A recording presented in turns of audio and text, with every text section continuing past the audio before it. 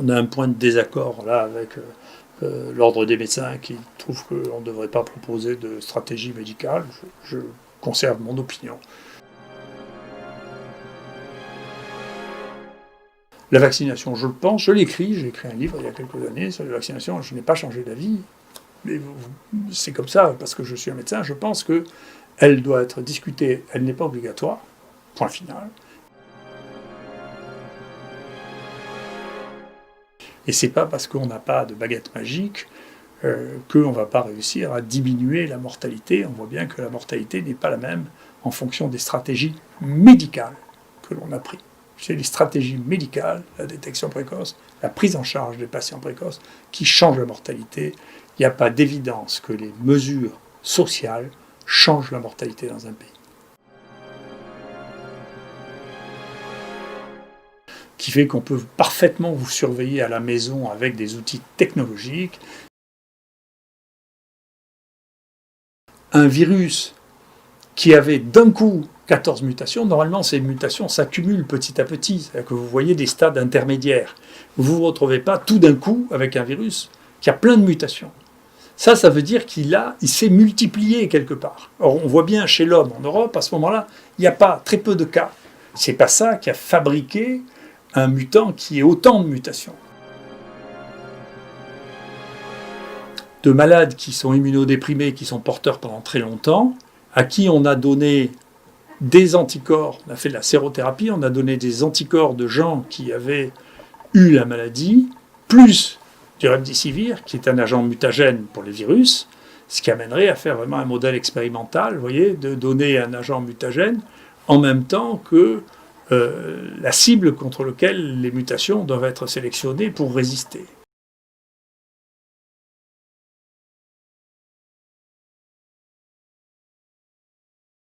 Pour vous mettre en perspective ce que je pense de la vaccination et ce qu'est mon attitude vis-à-vis de la vaccination, chacun de nous a plusieurs fonctions et plusieurs manières d'être. Donc moi, j'ai suffisamment dit, je suis médecin, j'ai toujours pensé que la prise en charge des malades était essentielle. On a un point de désaccord là avec l'ordre des médecins qui trouve qu'on ne devrait pas proposer de stratégie médicale. Je conserve mon opinion. Je suis enseignant-chercheur, donc je fais de la recherche. En tant que tel, je vous communique là les données de la recherche, c'est mon métier, c'est protégé par la Constitution, même s'il y a des arrêtés qui voudraient tendre à limiter la diffusion de la connaissance acquise par les chercheurs dans le domaine de la médecine, je continuerai, sauf si on m'en empêche, physiquement. Troisièmement, je suis un humain qui a ses propres opinions sur les choses, donc je vote comme je veux, je pense ce que je veux, j'ai les mœurs que je veux, ça me regarde, ça regarde personne d'autre, mais je suis un fonctionnaire de la République. Et donc, si la République me demande de mettre quelque chose en place, je le fais, bien entendu, parce que j'obéis à la loi. Il y a sûrement eu des exceptions, j'ai dû griller des feux rouges, aller trop vite, bien entendu, dans l'ensemble, je respecte la loi, et donc, au contraire, nous avons tout de suite été volontaires pour organiser la vaccination dans les HU. On a commencé ce matin à vacciner pour la première partie de la population qui vaccine, donc je ne fais pas partie des gens qui sont anti-vaccins. Maintenant, la vaccination, je le pense, je l'écris, j'ai écrit un livre il y a quelques années sur la vaccination, je n'ai pas changé d'avis. Mais c'est comme ça, parce que je suis un médecin, je pense qu'elle doit être discutée, elle n'est pas obligatoire, point final, et elle doit être discutée avec les médecins traitants des gens ou avec le conseil médical que les gens demandent.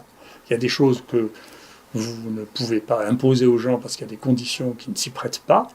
Il y a des gens, et donc c'est les médecins qui conseillent individuellement aux individus la vaccination. D'ailleurs, on a pris beaucoup de précautions parce que les conditions d'accélération qui ont été jugées nécessaires font qu'il reste beaucoup d'incertitudes autour des effets de ce vaccin, font que, bien entendu, les gens signent individuellement, qui sont d'accord, qui sont conscients qu'il est possible qu'il y ait des risques, ils signent tout ça, et donc il faut qu'ils soient informés par un médecin, et que donc ils décident avec leur médecin de savoir s'ils se vaccinent ou ne se vaccinent pas. On ne peut pas faire une généralité en disant l'efficacité vis-à-vis de tous ces mutants, je ne la connais pas et personne ne la connaît. On verra bien, moi je suis très attentif à ce qui se passe en Angleterre, on verra bien si la vaccination qui a été faite avec les souches de la première épidémie sont efficaces pour protéger contre la deuxième épidémie. Mais on va le savoir bientôt. On verra bien. Les vaccinations en Angleterre, les vaccins à tour de bras,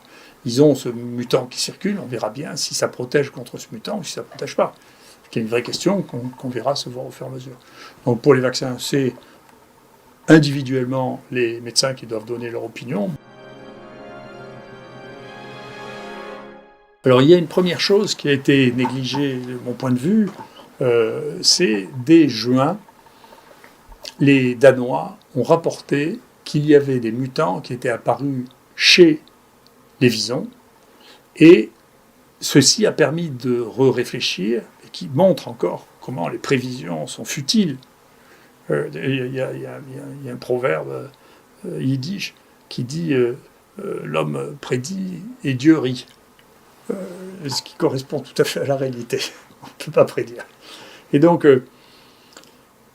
en réalité, c'est une zoonose, c'est une maladie des animaux qui a donné une épizootie, c'est-à-dire une épidémie chez les animaux, et cette épidémie a donné des cas humains, d'accord, ce qu'on appelle la zoonose, c'est des cas humains d'infection des animaux, et cette zoonose s'est transformée en épidémie humaine. Alors, oui, c'est une épidémie humaine, mais ça reste une zoonose, d'accord ? Et les zoonoses qui sont dangereuses pour nous, celles qui donnent des épizooties, sont celles qui touchent les mammifères qui vivent dans des colonies très importantes. Donc quand il y a une grande densité de mammifères, il y a des épidémies de mammifères comme chez nous, dans les mégapoles.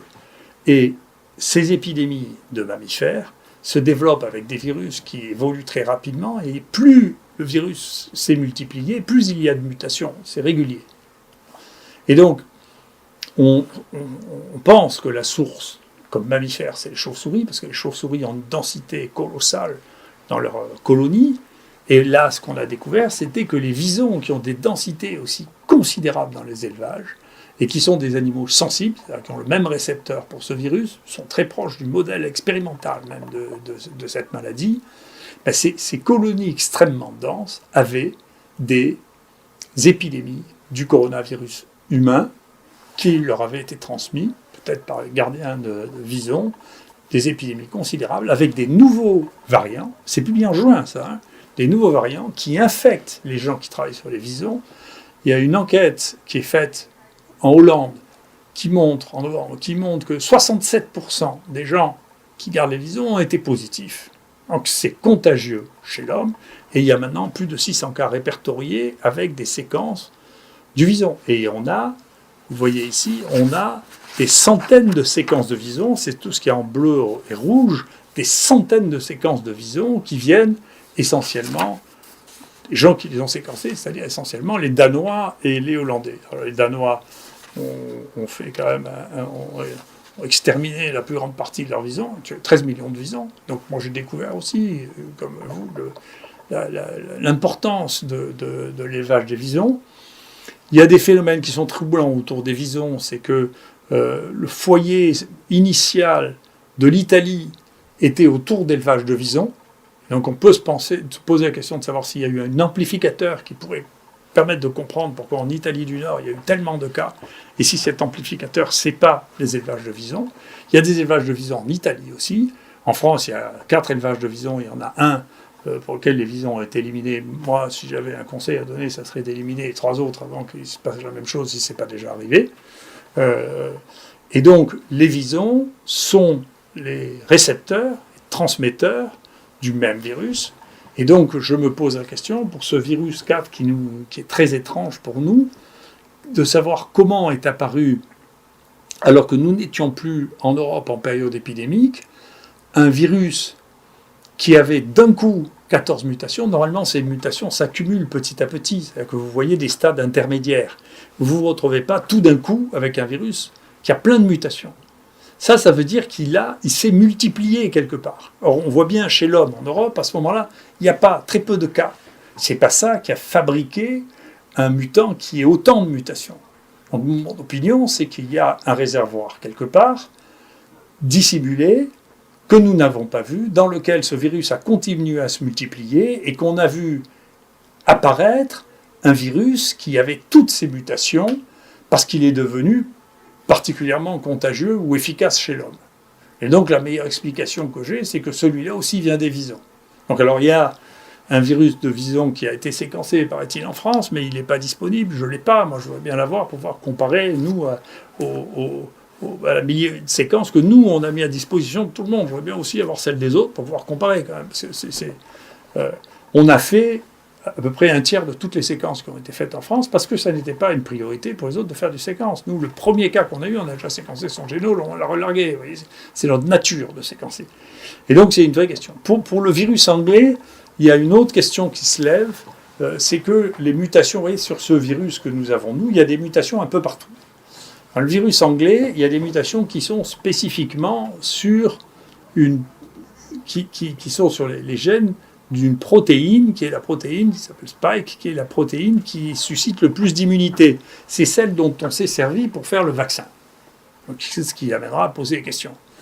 Et cette protéine qui est amenée à faire des vaccins, c'est aussi la protéine pour laquelle l'immunité chez l'homme est la plus forte. Si on regarde contre quoi nous réagissons quand on a des anticorps après avoir cette maladie, c'est surtout sur cette protéine. Et il y a une hypothèse qui a été émise en Angleterre qui est de dire, écoutez, il est possible que ça vienne de malades qui sont immunodéprimés, qui sont porteurs pendant très longtemps, à qui on a donné des anticorps, on a fait de la sérothérapie, on a donné des anticorps de gens qui avaient eu la maladie, plus du remdesivir, qui est un agent mutagène pour les virus, ce qui amènerait à faire vraiment un modèle expérimental, vous voyez, de donner un agent mutagène en même temps que la cible contre laquelle les mutations doivent être sélectionnées pour résister. D'accord ? C'est une hypothèse qui a été élevée, qu'on est en train d'évaluer. On verra bien. On verra bien si effectivement c'est un phénomène qui est le phénomène qui aurait permis l'apparition de mutations qui, celles-là, sont compréhensibles. En revanche, vous mettez des anticorps contre un virus, et vous donnez à quelqu'un de quoi des virus qui augmentent leur taux de mutation, vous avez des mutants qui résistent à ces anticorps. Enfin, ça va un peu de soi. Donc c'est une vraie question. Voilà. Donc on ne sait pas, on est en train d'étudier ça. Maintenant, on a eu des cas qui sont importés ici. Les Anglais disent que c'est plus contagieux, mais que c'est pas plus mortel. On verra bien ce qu'il en est. Encore une fois, il faut mettre un pas après l'autre. C'est pas le moment de commencer à prédire. Donc je ne sais pas, je voudrais rappeler à nos amis journalistes qui tant l'oublient en disant vous avez dit que ça serait comme ci, ça serait comme ça. J'ai jamais dit ça parce que j'enseigne depuis à peu près 40 ans. J'ai même inventé une forme d'enseignement dans lequel on répond dans les questions au lieu de mettre juste oui ou non, de mettre oui, non, je ne sais pas, et de ne pas pénaliser les gens qui disent je ne sais pas, mais de pénaliser ceux qui ont fait une mauvaise réponse plutôt que de leur conseiller de mettre n'importe quoi parce que ça rapporte plus de points que de ne rien mettre. Et donc j'ai inventé un système comme ça et ça fait plus de 40 ans. Donc je ne vais pas changer maintenant, je ne sais pas, c'est une des bases de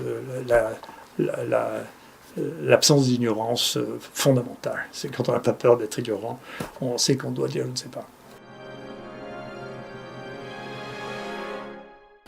Nous venons de faire, nous d'avoir notre premier cas, et donc comme on a l'habitude de faire, je remercie beaucoup les gens qui ont été volontaires pour être d'astreinte ce week-end, pour qu'on amplifie conséquences dès ce week-end, puisque à partir de jeudi, on avait une suspicion, et donc on a travaillé sur ces prélèvements, et il y en a 6 dont on a confirmé par séquence. Je pense qu'on est le seul endroit en France où on peut, en faisant un diagnostic un vendredi, avoir la séquence prête le samedi. Mais on avait déjà fait ça avec le premier cas qu'on avait reçu, qui venait de Nice, où dans la journée, on avait eu la photo en microscopie électronique et la séquence du génome avec un appareil de type Mignon. Donc nous, on fait énormément de séquences, on a toujours fait énormément de séquences. Ce laboratoire a été le premier au monde à avoir un séquenceur en automatique en 1992. Il a été le premier au monde à avoir un séquenceur nouvelle génération qui avait été financé d'ailleurs grâce à l'aide d'André Sirota, qui était à l'époque le directeur du Génoscope et du CNRS, qui nous appuyait beaucoup à l'époque.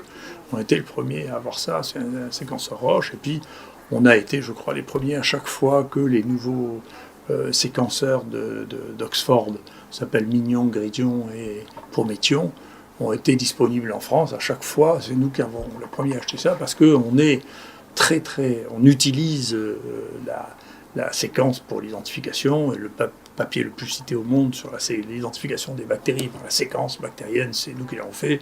Le plus grand nombre de génomes de bactéries différentes qui a été faites dans le monde, c'est ici que ça a été fait, en dépit du fait que nos moyens ne sont pas celles des grands centres. On a séquencé le génome de 370 bactéries qui étaient inconnues jusqu'à présent. Donc, et pour ce qui s'agit de ce virus, on en est à plus de 2000 séquences, dont 1000 sont sur la banque de données disponible pour chacun. Donc tout le monde peut y aller, on ne cache rien du tout, on a trop de données pour les dissimuler comme si on cassait nos devoirs à l'école, bien qu'il y en a quelques-uns qui fassent ça. Donc quand on fait des séquences, ce que ça permet de voir, c'est de savoir si on a des mutants. Mais si on ne fait pas de séquences, on peut toujours avoir une opinion. C'est un peu ce qui est gênant de temps en temps dans ce pays, c'est que des gens ont une opinion et n'ont pas les données à regarder. Et nous, ce qui nous intéresse, c'est de produire les données, de les observer, de les décrire et ensuite d'interpréter les choses. Et donc, c'est ce que l'on a fait. Et donc, le débat qui a été mené, qui est devenu un débat un peu bête dans les médias, sur est-ce qu'il y a un rebond, est-ce qu'il y a une deuxième vague, c'est une chose qui est étrange, mais sur laquelle il ne faut pas avoir d'opinion avant d'avoir étudié les choses. On a eu une première épidémie qui a une courbe relativement typique des épidémies. Il y a énormément d'épidémies qui se présentent comme ça, y compris celles qui sont récurrentes, les infections respiratoires hivernales. Et puis, en principe, ça s'arrête jusqu'à la prochaine saison. Je ne sais pas d'où est venue cette histoire de deuxième vague. C'est que, effectivement, pour la grippe espagnole, il y a eu un deuxième épisode dont on n'a jamais su si c'était des mutants ou pas des mutants. Puisque l'idée que ça fonctionne en deux vagues comme ça n'est pas soutenue par quelque chose qui soit compréhensible. Mais si vous dites, écoutez, non, c'est un mutant différent, un comportement différent, moi je trouve ça très raisonnable. D'ailleurs, vous voyez, si on regarde nos positifs, on voit bien que ici il y a une courbe qu'on connaît parfaitement, et puis là commence quelque chose qui diminue, puis ça repart, puis ça rediminue, et là ça repart. Vous voyez, c'est quelque chose, cette espèce d'accordéon là, qui ne ressemble pas à un seul responsable. Il y a quelque chose qui se passe. Donc, moi, quand on a vu ça dès cet été, je suis revenu pour lancer tout de suite un génome, parce que je voulais comprendre pourquoi on avait de nouveaux cas qui apparaissaient. En plus, on savait très bien qu'il y avait des liens par bateau qui arrivaient d'Afrique du Nord, et c'est une voie qui est extrêmement commune à Marseille. On sait bien, ça fait 2000 ans d'histoire, quand on sait que les épidémies arrivent par bateau. Hein.